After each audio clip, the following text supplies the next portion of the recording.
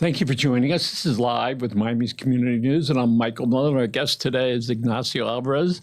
Ignacio, you would like to become the sheriff of Miami-Dade County. Yes, Michael. All right.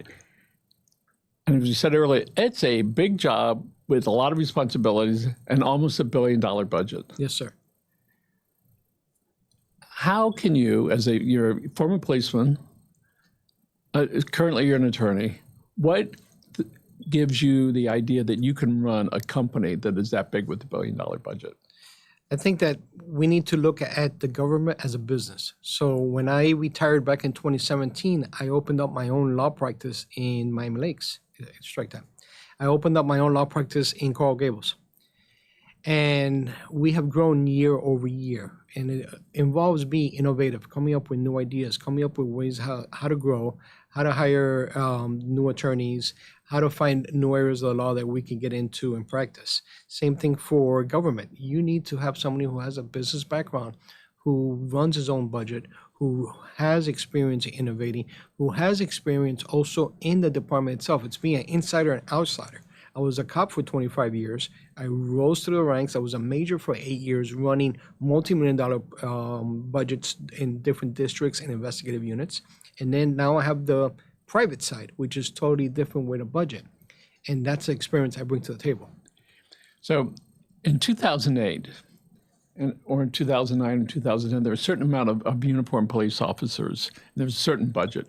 Today, in comparison, 2024, that was 2008 was a while ago. We were all just kids then. Correct. What is the number of officers and the dollars being spent? I can tell you the number of officers were very similar. Roughly, right now, we have just under 3,300 sworn officers and about 1,300 civilians. I believe in about 2008, we had very same numbers, about 3,200 officers and about 1,400 civilians. And that's important because Miami-Dade has grown. But where are the police officers for the areas that have grown? You look at Kendall, you look at Hammocks, you look at unincorporated Dade County, they're all complaining that it takes hours for cops to come. You have an accident in the Mall of Americas, it takes an hour and a half. That's because there's not enough units on the road. Because the number of police officers not kept up with the population growth. Not only has it not kept up, I believe that the priorities have been different to what the community needs. It's been more political type of priorities rather than being accountable to the community, which is why this election is so important. This is the first time we elect a sheriff in 65 years, and now we're going to be accountable directly to the community, not to a politician in the 111 building that tells you what to do.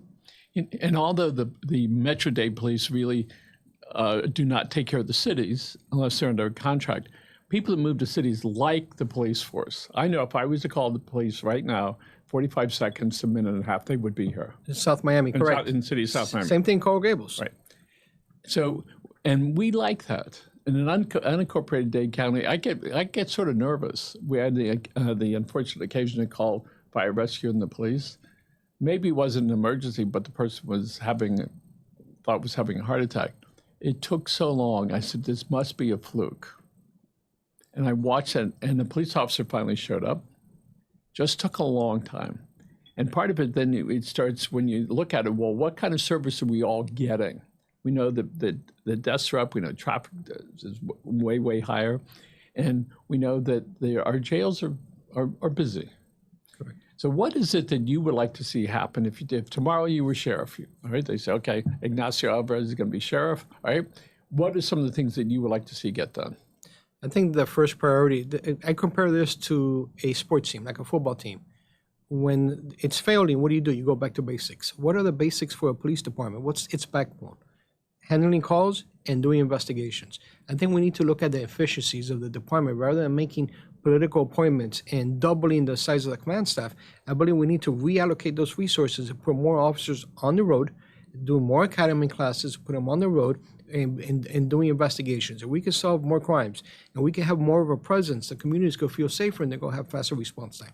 When you were a police officer, you would frequently investigate, and you would go, correct me if I'm wrong, you would take information, and would you go to the state attorney with that if you're doing an investigation, and you'd say, state attorney, here's the evidence? When I was the major in special victims, which was the unit that dealt with all the domestic violence, sexual assaults, human trafficking, the child exploitation, Our format was to conduct the investigation and present it to the state attorney to make a determination on arrest. But the officers on the road don't do that. The officers on the road, when they have an incident occurred in front of them, as long as they have probable cause, they can make an arrest. That's an arrest, Correct. different than an indictment.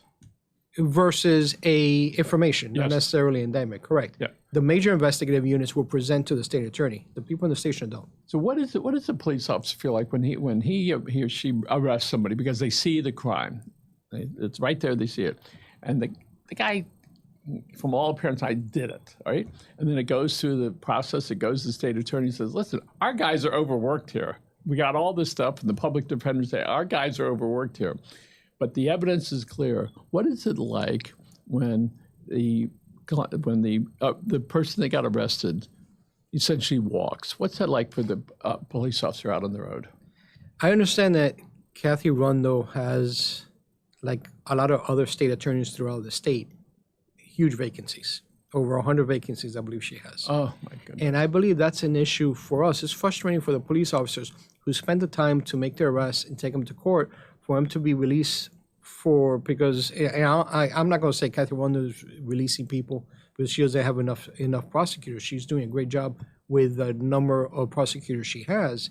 But it is frustrating when those cases get dismissed for many different reasons. And a lot of times, like for example, in a domestic violence case, I know that victims change their minds after the next day, which is something we worked on while I was in charge of domestic violence.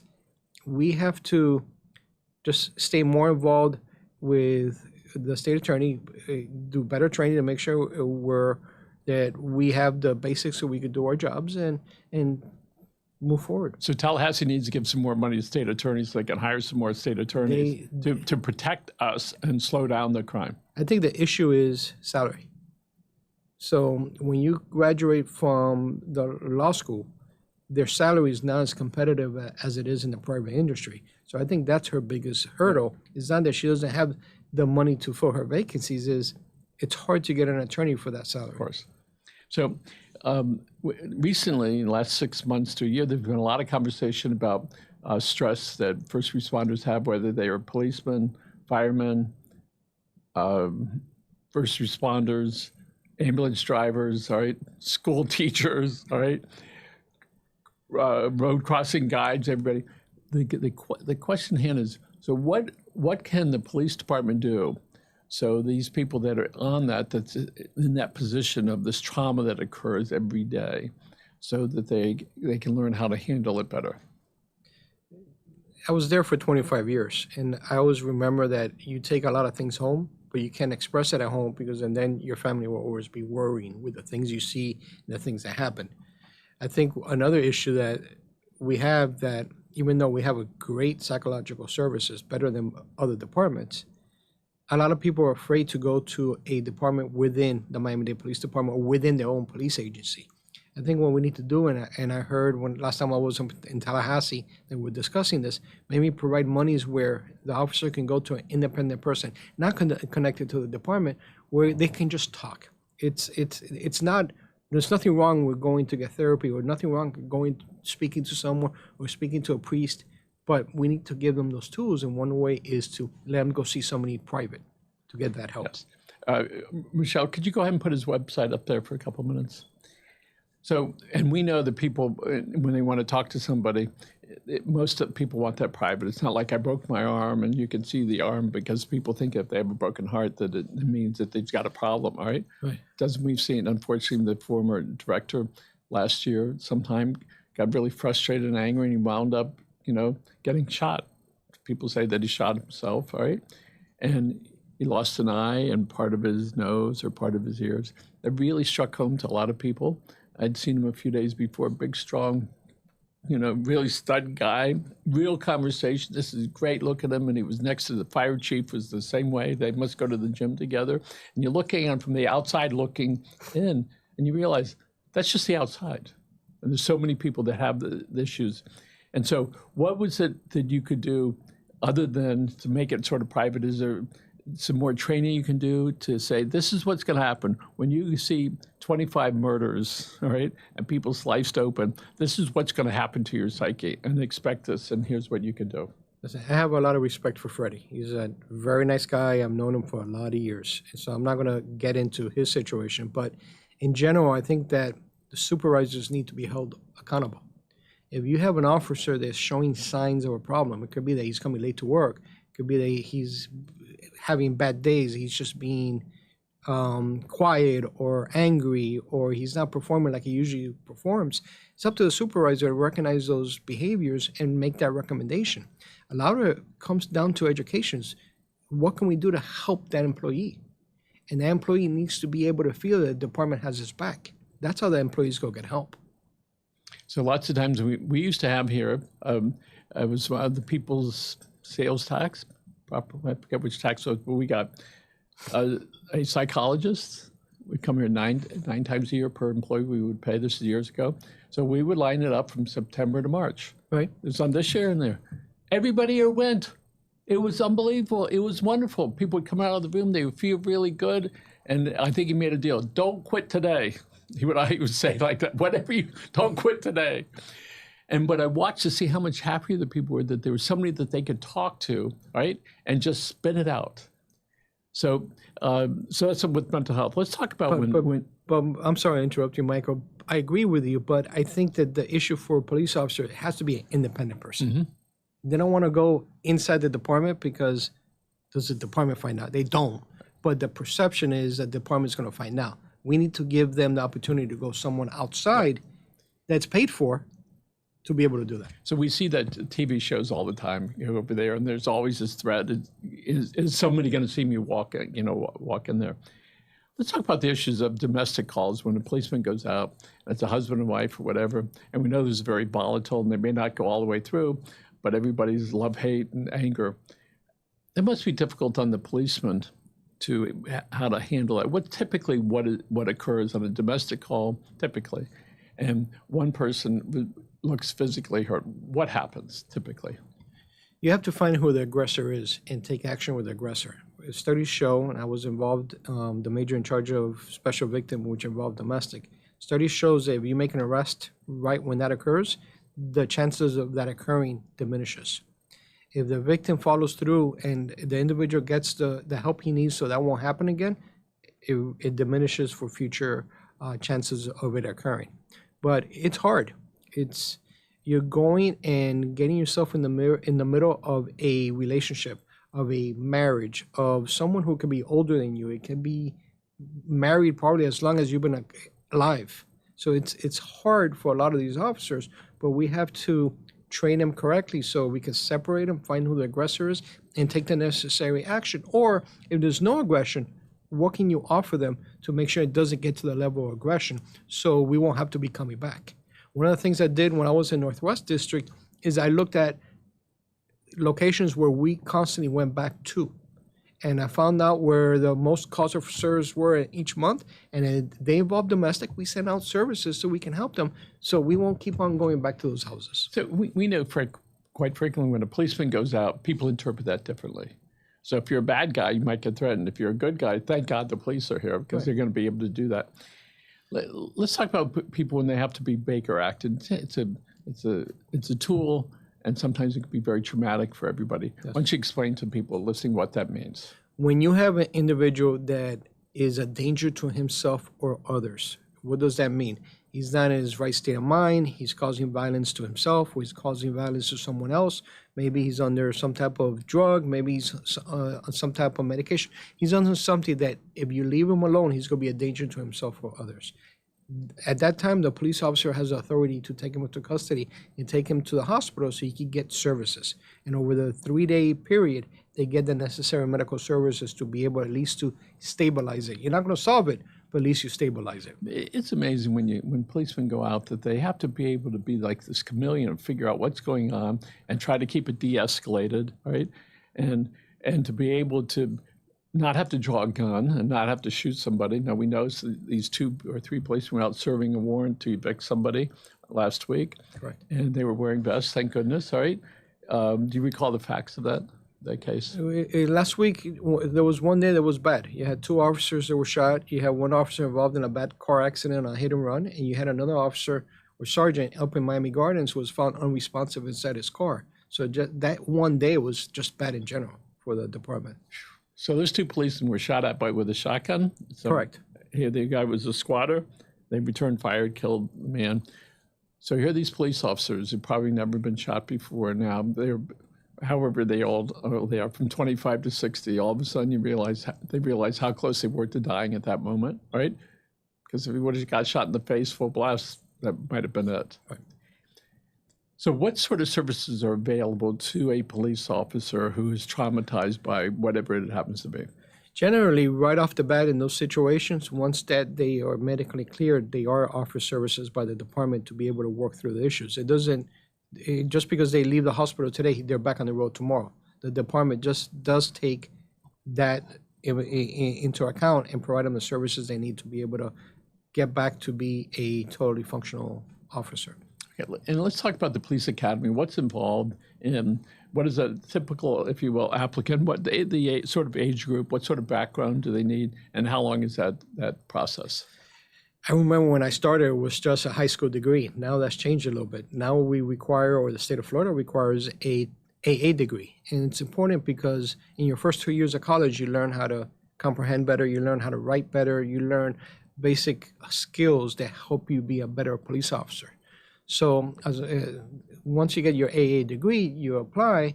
The academy teaches you the basics that you need on law, defensive tactics, driving, shooting, interpersonal skills, which is important in the topics you're talking about, how to de-escalate situations. We're all human beings, and we all sometimes get involved in situations where we have to watch the way we react and use the tools that we've been taught to calm the situation down, de-escalate the situation, and get them the necessary help that they can get. And how long is those courses? Generally, the academy is about 8-9 months long to get all those services, and then you have a year-long training probationary program where you have a FTO and you have a supervisor monitoring you to make sure that you are able to do the job as an officer by yourself. And there are a lot of police officers that spend their entire career as a police officer, 20, 30 years. And I have 100% respect for them. Right. And it all depends. That's what's great about a Miami-Dade Police Department. You could be a cop for 30 years on the road, and you're great. You could be in homicide for 25 years. You're great. You could be a helicopter pilot. You could be a detective. You could be like me, someone who rose through the ranks and became senior management. It gives you all those opportunities. So within this organization, there's so many things you could do. Correct. And you have to earn that right to be able to do that. Correct. You don't start as a pilot. You don't start as a scuba diver. You don't start in a SWAT team or a homicide. Everybody starts on the road, and you have to earn to get into those units. But there's people that do that for long periods of time, and I respect that. So in this upcoming election, the primary's in August, right? August 20th, yes, which sir. is really around the corner. How fast it flies. Yes. And then the final is in November, in November, but it's August. It's going to be down to 2 people. 1 Republican, 1 Democrat. Yes, sir. So it should be interesting to see what happens here in Miami-Dade County and how much of that is a party issue and how much of that is a qualified candidate. We've been fortunate to probably speak to 8 or 9 of them and people that are running. And it's interesting to see everybody's angle on it and the twist, what they think that's important. So why don't you tell us the things that are important to you and that you think are important to the department and for the people of Miami-Dade County? We just had a debate last week, and everybody keeps on talking about law and order, about plans. I have plans for this, I have plans for that. And I kept on asking myself, what does law and order mean? Where I provide a different type of background, aside from me being a small business owner and a successful attorney, and having the business side of it, having the legal side, the other side, the legal side of it, and be on the receiving end of police services. Now, I was a police officer for 25 years. I did the rank as a police officer. I did the rank as a sergeant. I did the rank as a lieutenant. I did the rank as a captain. And I was there for 8 years. And when you talk about law and order, I was the head of the town of Miami Lakes, and I put plans in place working with the community. You were there as their chief, as the chief town of Miami Lakes. Lakes. Correct. Oh, no kidding. And when I was there working with the community, we were able to have significant drops in crime, 20, 30%. And while I was in Northwest District, which I was there for 4 years, we did the same thing. I reached out to the business owners, to the community leaders, and we worked together along with the officers to find innovative ways to reduce crime, and we had double-digit drops in crime. I've done it. It's not a question of plans. I've done the actual reduction. And then when you talk about investigations, I've worked major investigations and helped reduce the number of missing people, open cases, worked on improving domestic violence investigations, worked on providing money so we could stop human trafficking, worked on providing support for the detectives doing sexual battery cases. I have actually done it. It's not a question of others that say, I have a plan for X. I've done it. That's where where I'm different. So years ago, when the Super Bowl was coming to town, and there was this big rented boat out on Biscayne Bay, we were fortunate to bring some extra attention to the ship, boat, yacht, and asking other media to get involved because we knew what was going to happen on those boats. Fortunately, the city of Miami said, "Okay, no permit. You guys are gone. You can't do that."